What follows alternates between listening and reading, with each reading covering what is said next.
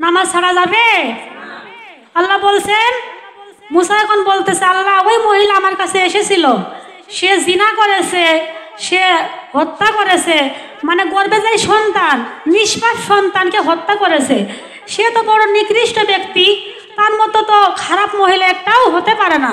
তা আল্লাহ আপনি কি করে পারলেন তাকে মাফ করতে? আল্লাহ বলছে, এ মুসা, আমি আল্লাহ চাইলে সব পারি, কারণ মাফ করার মালিক তো আমি আল্লাহ। তুমি কেন মহিলাকে তাড়িয়ে দিলে? তুমি কেন বলছে যে মহিলাকে মাফ করা যাবে না? তুমি কি জানো জিনা করার চাইতে, হত্যা করার চাইতে দুনিয়ার জমিনে আরো নিকৃষ্ট ব্যক্তি আরো আছে? তখন মুসা আলাইহিস সালাম বললেন, তারা কারা? বললেন, যারা সুস্থ থাকার পরেও সঠিকভাবে নামাজ আদায় করে না, তাদের মতো নিকৃষ্ট ব্যক্তি দুনিয়ার জমিনে একটাও হতে পারে না। যারা সুস্থ থাকার পরেও যারা নামাজ আদায় করে না, তাদেরকে আমি আল্লাহ কখনোই মাফ করে দিব না। এই জন্য নামাজ ছাড়া যাবে? সঠিকভাবে নামাজ আদায় করতে হবে, তাই না? আগে নামাজ।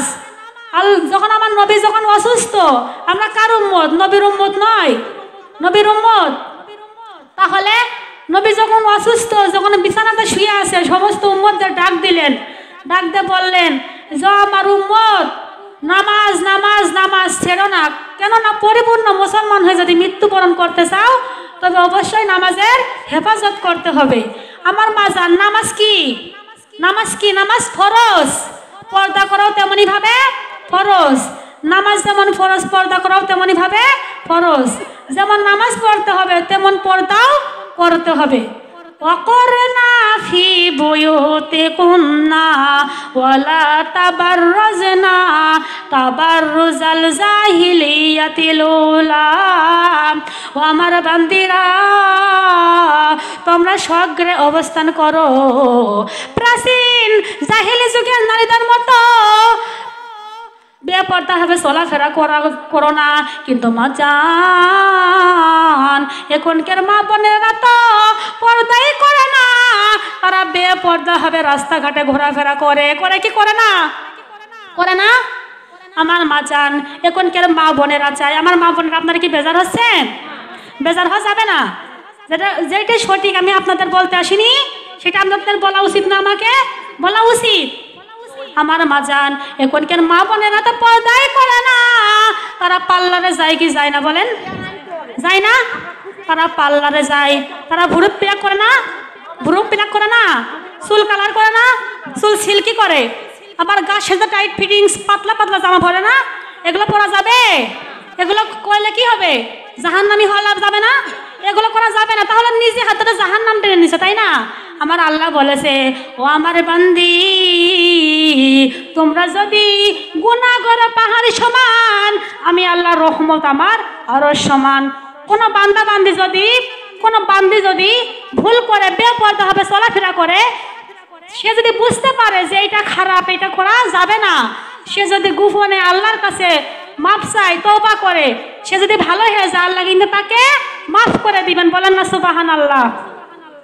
এই জন্য মাজান, কেউ যদি ভুল করে আল্লাহর কাছে ক্ষমা চাইলে আল্লাহ মাফ করবে না? আল্লাহ কিন্তু অবশ্যই মাফ করবে। আল্লাহ বলছে, আমার বান্দা বান্দি, তোমরা যদি নামাজে বসে মুনাজাত করো, যদি কান্না না আসে, কান্নার ভানও করো, তাও আমি আল্লাহ মাফ করে দেবো। বলেন না সুবহানাল্লাহ। এই জন্য মা বোনেরা, পর্দা করতে হবে। পর্দা করা আমাদের কি? ফরজ। নামাজ যেমন ফরজ, পর্দা করাও তেমনি ভাবে ফরজ।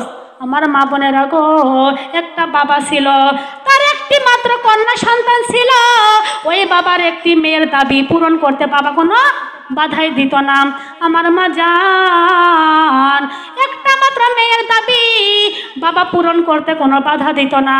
কিন্তু হঠাৎ করে ওই বাবার একটি মাত্র মেয়ে একদিন মারা গেল। মারা যাওয়ার কিছুদিন পর ওই বাবা ঘুমের মধ্যে স্বপ্ন দেখতেছে, তার মেয়ের কবরের পাশ দিয়ে দুজন লোক হেঁটে যাইতেছে। স্বপ্নের মধ্যে দেখতেছে ওই দুজন তার মেয়ের কবরের পাশ দিয়ে হেঁটে যাইতেছে। সে দুজন কেমন জানি কান্নার আওয়াজ শুনতে পেল। তারা অবাক হয়ে দাঁড়িয়ে থাকলো। তারা বলতেছে, কেন জানি এই কবরের সাথে, এই কবর দিয়ে কেন জানি কান্নার আওয়াজ আসতেছে। একটা মাত্র মেয়ের দাবি পূরণ করতে বাবা কোনো বাধাই দিত না। ওই মেয়ে হঠাৎ করে একদিন মারা গেল। মারা যাওয়ার পর ওই বাবা একদিন স্বপ্নের মধ্যে দেখতেছে যে ওই মেয়ের কবরের পাশ দিয়ে দুটো পুরুষ মানুষ হেঁটে যাচ্ছে। সে দুইজন হঠাৎ কানে আওয়াজ পেল যে ওই কবর থেকে কেউ না জানি কান্না কান্না আওয়াজ আসছে। তারা অবাক হয়ে থাকলো। তারা অবাক হয়ে ওই কবরের পাশে একটু দাঁড়িয়ে থাকলো। তারা মনে মনে বলতেছে, আর অল্প একটু বাড়ান না, আর অল্প একটু বাড়ান।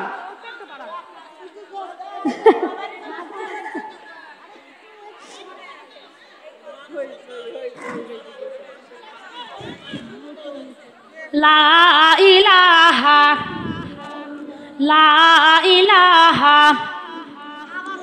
লা ইলাহা লা ইলাহা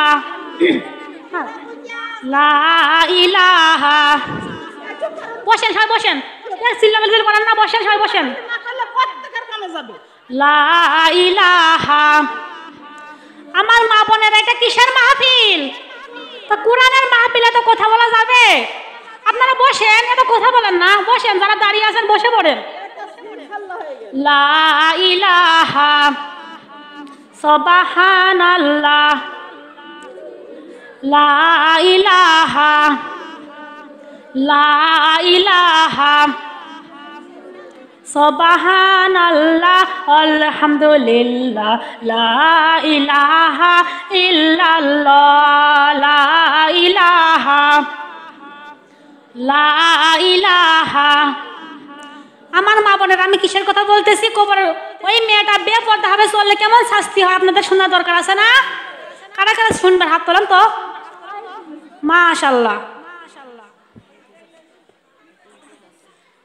আমার মা বোনেরা, তাহলে কেউ কথা বলবেন না। আমি আপনারা যদি এত কথা বলেন তাহলে আমি কি বলতেছি আপনারা বুঝতে পারবেন? তাহলে যদি শুনতে চান সবাই বসে পড়েন। লা ইলাহা লা ইলাহা লা ইলাহা। আমার মাজান ওই বাবা স্বপ্নের মাঝে দেখতেছেন তার মেয়ের কবরের পাশ দিয়ে দুজন লোক হেঁটে যাচ্ছে। সে দুজন হঠাৎ কেমন জানি কান্নার আওয়াজ শুনতে পেল। তারা অবাক হয়ে ওখানে দাঁড়িয়ে থাকলো। দাঁড়িয়ে থাকার পর কেন জানি শুনতে পাইতেছে কান্নার আওয়াজ আরো বেড়ে যাচ্ছে, কান্নার আওয়াজ আরো বেড়ে যাচ্ছে।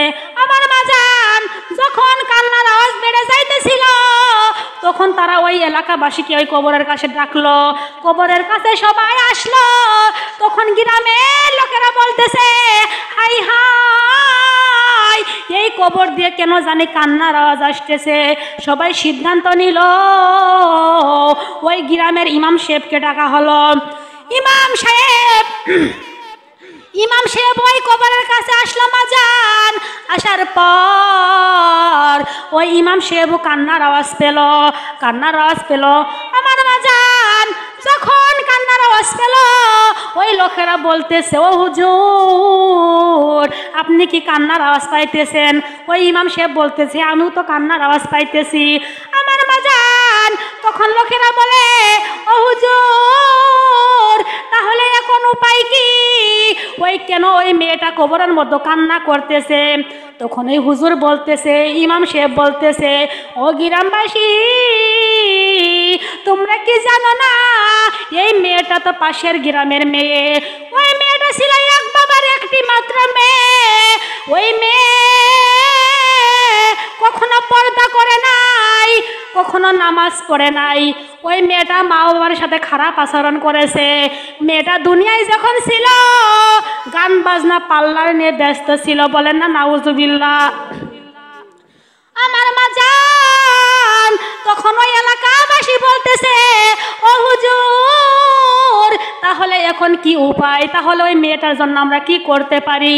ওই ইমাম সাহেব বলতেছে, ও গ্রামবাসী একটা উপায় আছে। সেই উপায়টা হলো ওই মেয়ের কবরটা তোমরা আবার খনন করো, তার জন্য আবার দাফন ও জানাজার ব্যবস্থা করো। আমার মা বোনেরা, আপনাদের কি কষ্ট হচ্ছে শুনতে? তাহলে এত কথা বলেন না। দাদা বসতে পারতেছে না, আপনারা একটু চেপে আসুন, বসতে দেন, একটু বসুক। যারা দাঁড়িয়ে আছে তাদের একটু বসার জায়গা দেন। সবাই বসে পড়ুক, ফাঁকা জায়গাটা পূরণ করেন। যারা দাঁড়িয়ে আছে তাদের একটু বসতে দেন, সবাই বসে পড়েন।